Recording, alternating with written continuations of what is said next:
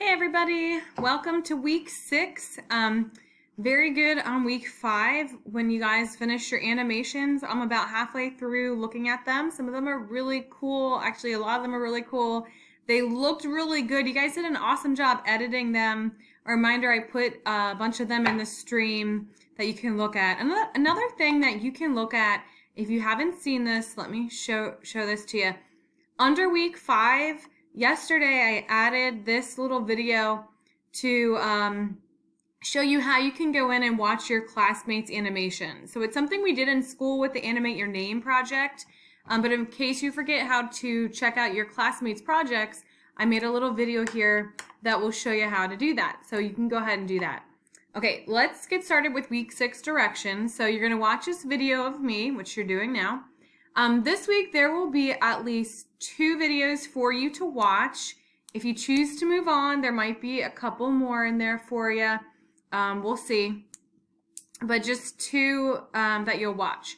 Just a reminder though, you can join me in a Google Meet session for help any day, Tuesday, Wednesday, Thursday, or Friday. If these hours here don't work for you, send me an email.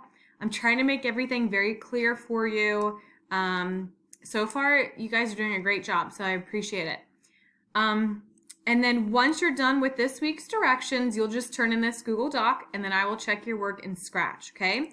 So for week 6, we're going to move on, and you are going to get the background set in order to start your Google game, okay? So you're going to finish these steps, okay? There's just 4 steps here. The first step is to watch this video that you're watching now, so good job, okay?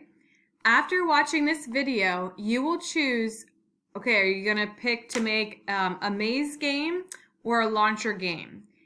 And then you'll move on from there. So let me take some time right now, and I'm going to explain the difference between the maze game and the launcher game, give you some examples so you can make the best decision whether you're going to pick the maze or the launcher. All right, now this game is a maze game, and I just want to show you this game has a doodle with it that looks like this, okay? So in the fall, I went around individually and showed everybody how to code it so that their Google Doodle and their game were in the same Scratch project. I'm not making that mandatory for you guys. I just feel like it would be too confusing and too overwhelming. So you will have 2 separate projects. You already have your Google Doodle. Now you'll have your game.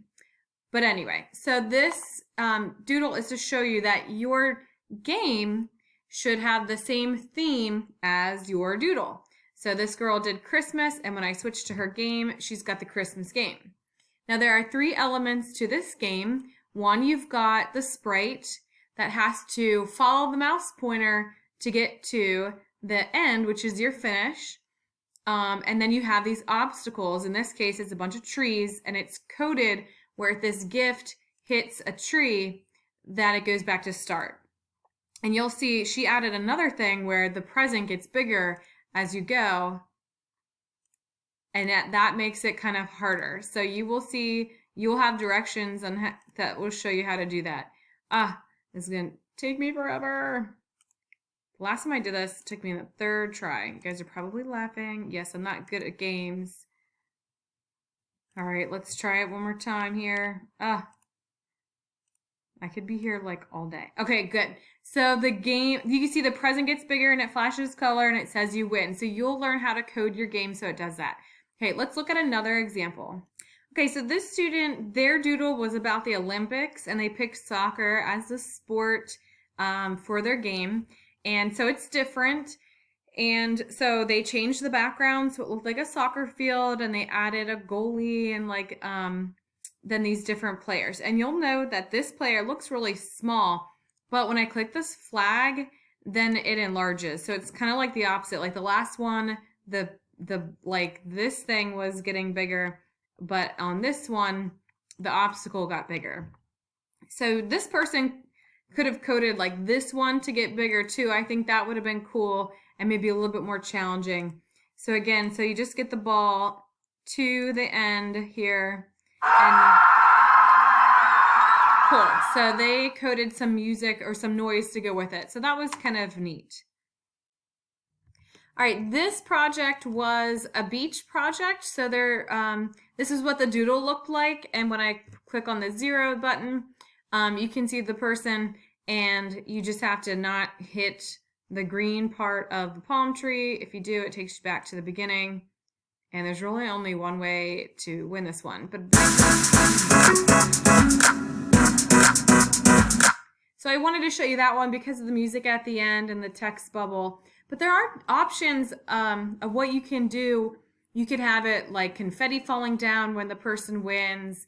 You could always maybe add like a counter to keep track of your score, or a timer. But we're not worrying about the coding part yet. This week is just about deciding which game you want to do, and then opening up and creating that starter project and sharing it with me, okay? And then next week we'll edit the background and your sprites. All right, let me take you to a launcher game. All right, so this is my only example of the launcher game that I'm going to show you. So a couple things.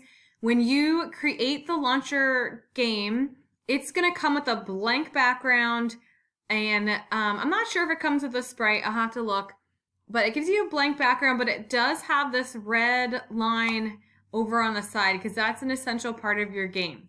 Okay, that's like your goal line. So the goal is to get this little rocket to this line, but there's going to be obstacles in the way. This person had done the 4th of July, so you can see they have a nice background with the sky lit up. And let me go ahead and hit the flag. So you can see there's a score counter up here. So this game, you learn how to do that. And you can see they picked this sprite, this firework, as an obstacle. And then the firework is controlled with the left arrow and the right arrow. And I click the space bar, and then yeah, so she has it coded, which is really cool. When it hits this red line, you hear like the firework noise, and now it gives you a second one. And oh, that was easy. Now I have 3 going on, and you can, but yeah, you can like move these as they're in midair and try and go around. I saw some kids get like 13 points on this. They had 13 fireworks. I'm not that coordinated. Oh, I'm doing pretty good. But anyway, this is, you can see this is a really very well done game here because the background colors are nice. You get that rewarding pop at the end when the firework actually hits the red line, and it keeps score for you. So to go further, it would be cool if you could code it where maybe you get 10 points and then the game's over, or you can add a timer, those things. So anyway, this is the launcher game. All right, I'm trying to be very clear right here. So at this point, you need to decide, do you want to make a maze game, or do you want to make a launcher game? And this is what we're going to be working on the next several weeks, okay? Probably till week 9. Probably will take us that long. So if you want to work and make a maze game, you want to click on this link. It'll take you to a video on how to get started on that. Or if you want to do the launcher game, you will click on this link and it will take you to my instructional video for the launcher game.